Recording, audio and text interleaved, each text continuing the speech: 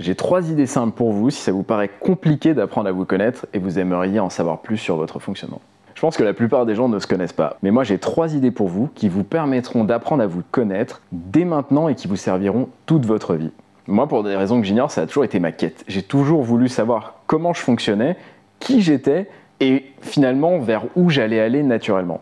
Le truc qui devient très vite évident quand on est dans cette quête, c'est que plus on apprend à se connaître, plus on s'aime. On ne peut pas aimer quelque chose qu'on ne connaît pas. Vous ne pouvez pas dire j'aime cette personne, mais vous ne savez pas comment elle fonctionne. Sinon, après, évidemment, dès que vous voyez son vrai visage, dès qu'en réalité vous passez du temps avec, vous vous dites ah en fait j'aime pas ça, et vous finissez par plus l'aimer. Ça fonctionne pareil avec vous-même. Si vous ne savez pas qui vous êtes, vous ne pouvez pas vous apprécier, vous pouvez faire semblant, vous pouvez dire ah oui mais moi je suis quelqu'un mais ça ne marchera jamais. Il faut savoir qui vous êtes, ce que vous aimez, ce que vous faites, et toutes ces choses pour pouvoir vous aimer.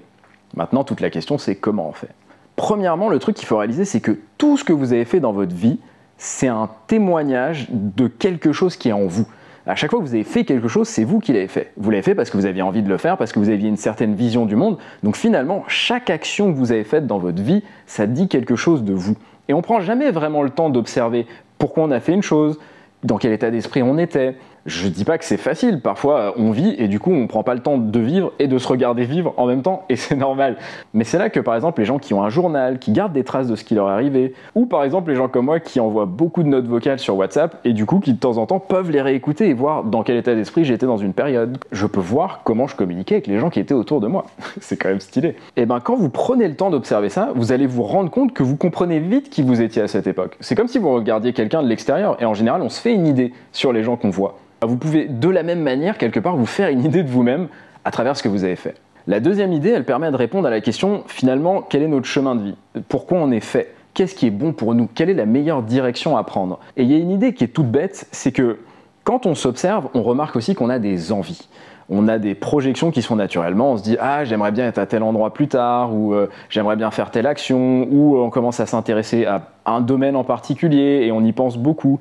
Quand vous observez les choses vers lesquelles vous allez naturellement, ça vous dit inconsciemment vers où vous allez. Si tout votre être tend vers quelque chose, si vous vous rendez compte que vous regardez que des films autour d'un sujet, que vous faites des rencontres et que vous gardez un contact que avec les gens qui sont en lien avec ce truc que vous aimez dans les films, quand vous remarquez que vous êtes attiré par les vidéos qui parlent d'un sujet qui est le même, etc. Je pense que vous commencez à voir de quoi je parle. Il devient évident que vous avez une trajectoire, il y a un appel à l'intérieur de vous et dès que vous l'avez compris, vous saurez intuitivement ce qui est fait pour vous et ce qui n'est pas du tout fait pour vous.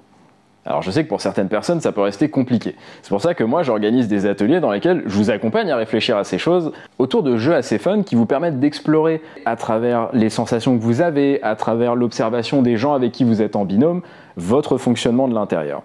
Mais juste avec ce que je vous ai dit là, vous pouvez réaliser que, en fait, pour comprendre qui on est, il suffit d'observer à l'instant présent de quel côté va la force qui nous attire le plus? Est-ce que vous êtes plus attiré vers le passé, vers les choses que vous avez faites justement, qui sont un témoin de votre essence, de ce que vous aviez à l'intérieur de vous à la base?